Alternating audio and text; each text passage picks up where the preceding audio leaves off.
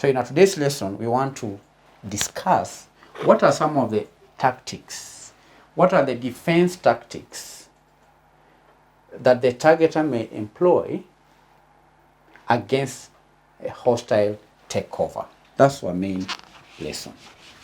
I've taken time to describe what a hostile takeover is. Now we move on to discuss the strategies. What are the strategies that may be at the disposal of the target company? There are various strategies, there are various tactics that the target company may use in order to defend itself against a hostile takeover.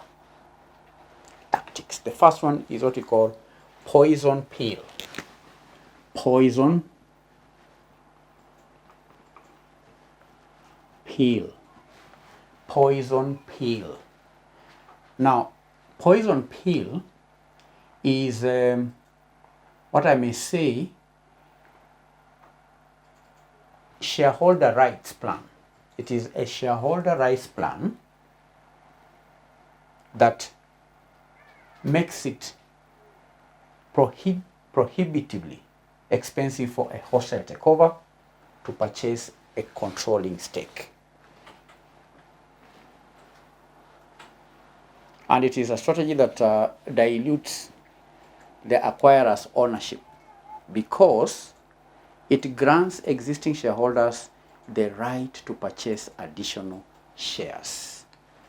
This strategy grants the existing shareholders to purchase additional shares. The existing shareholders are granted the right to purchase additional shares. The existing shareholders are granted the right to do what? To purchase additional shares of the company at a discounted price. At a discounted price. Where the target is facing a hostile company, the target company may grant the existing shareholders to purchase additional shares at a discounted price. And that dramatically increases the number of outstanding shares. And when the number of outstanding shares are increased, then it leads to dilution. It leads to diluting the acquirer's ownership stake. And that makes the target company unattractive. It makes the takeover significantly more costly. Why?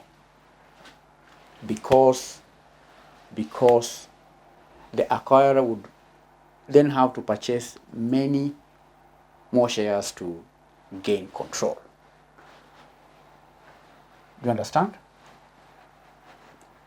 Purchasing additional shares at a discounted price dilutes the ownership, making it very unattractive, making it more expensive for the acquirer to